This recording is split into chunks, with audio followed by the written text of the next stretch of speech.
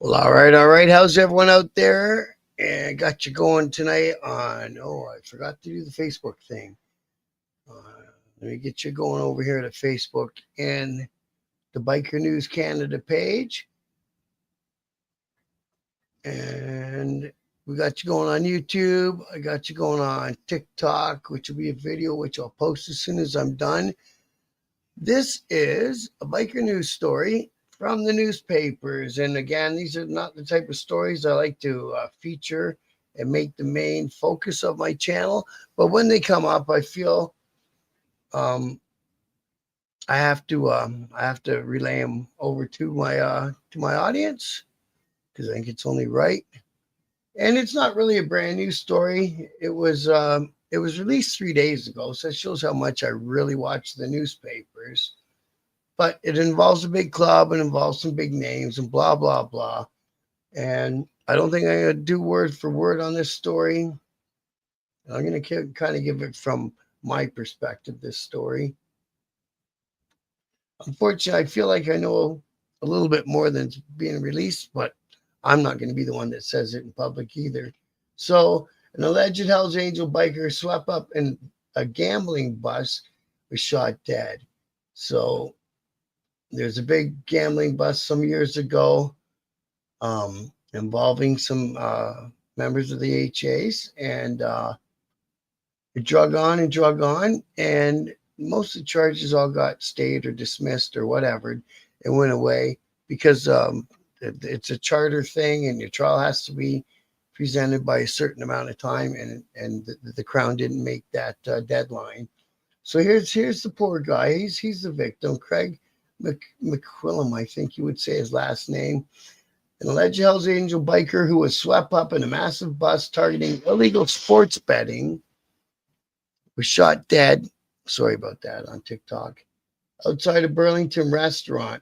Emergency crews responded to a reported shooting Tuesday around 8:30 to the Mandarin restaurant at 1881 Fairview Street in Burlington, where paramedics took a man to hospital and he was pronounced dead. Halton Regional Police say whatever. Police identified the deceased as Craig McQuillam. That's how I think you say it, 55 of Oakville. And investigators believe the shooting was a targeted incident. No arrests have been made. Investigators have released a photo of vehicle in interest, a gray newer model Honda Civic with tinted windows and black rims. And if anyone's got video, blah, blah, blah, you know. So I guess he was known as Truck on the Street, and he was one of two alleged full patch members of the HA swept up in 2019, so it was a long time ago, Operation Hobart, a 2-year probe of an alleged illegal gambling ring police contend was run by the Hells Angels and a Toronto crime family.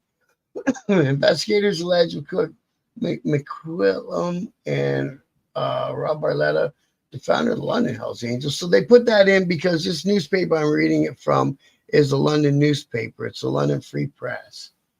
Just so you know, because otherwise that's really got no bearing of the story that much.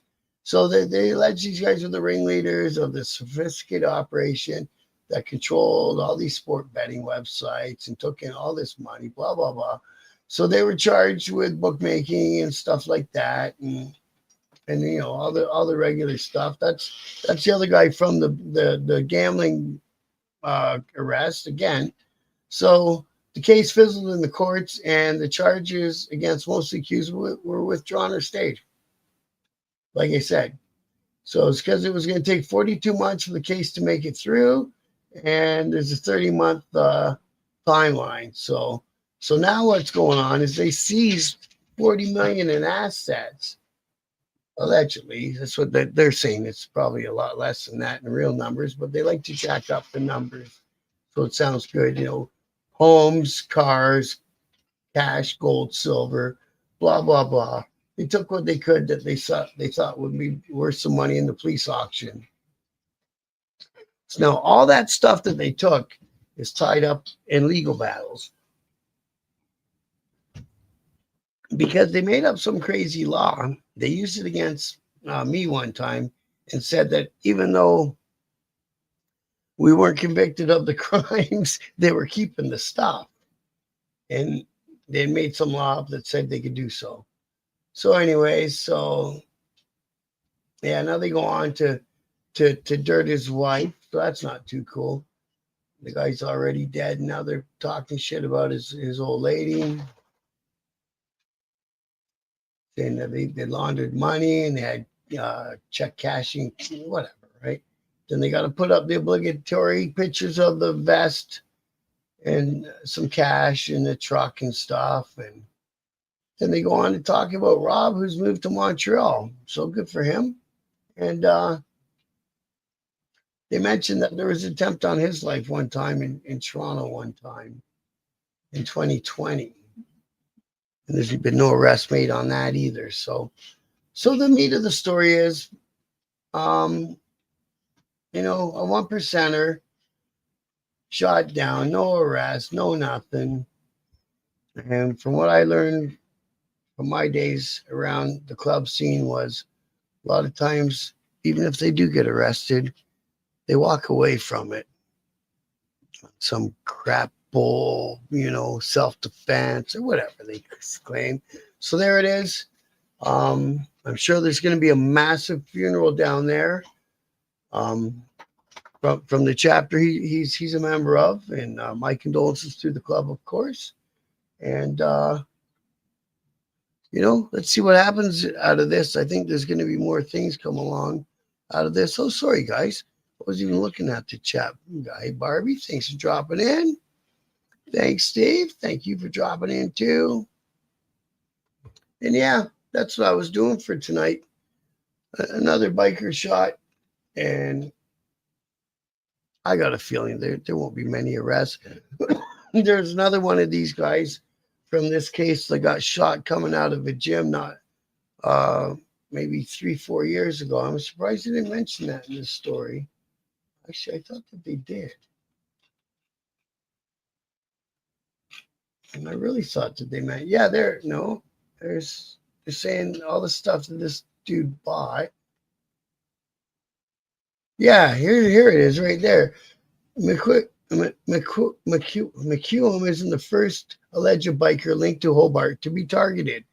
Alleged Hell's Angel member Michael Dubata Schuld, 32, was gunned down outside a Mississauga gym on March 11, 2099.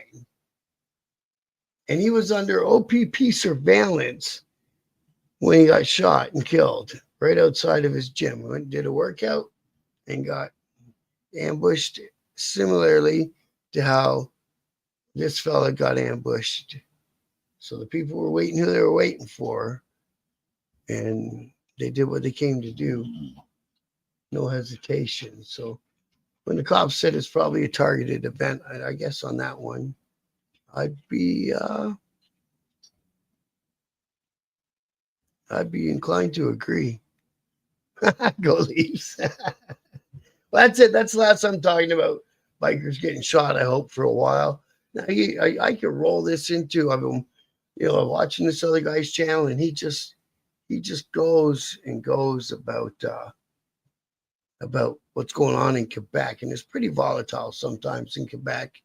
And there's some stuff going on down there that in my head, I think is related to stuff that's going on in Ontario. And we'll just have to see how it all shakes out. There's potentially two powerful organizations involved, and they're butting heads. And, this is what happens. You get powerful, and when you think someone did you wrong, you just do what you feel you got to do about it. And you don't really think twice. So, okay, like I said, that's it for the. And whose birthday? Was it your birthday, bro? Is this Steve from Alberta or is this Steve E? I never know which one it is. Don't forget, guys, you haven't got it yet. My book's on Amazon, or you can message me through Facebook Messenger. One Night at the Playpen. And it talks about a situation like this, and the guys who did it eventually got arrested, and they walked. So Don't think that the justice is really in the court systems. And I got the Biker News Canada patches. They're cracking too. Get a hold of me on Messenger. That's about how big they are. They can hide behind one if you have to. Now, I'm getting a little tired. That's what I got for tonight. No, not today. Okay. Steven, that's a girl. What? Okay. All right. I'm going to sign off tonight. I like you guys. I like that you guys keep dropping in. Oh, I see. I get it. The charges dropped on my birthday in 2019. I get it. Okay. So I'm sure this is in all the newspapers all across the country, just because of the size of the club that was involved. And okay, so we got that wrapped up on the Stephen Schmazel. I got to go make supper, guys.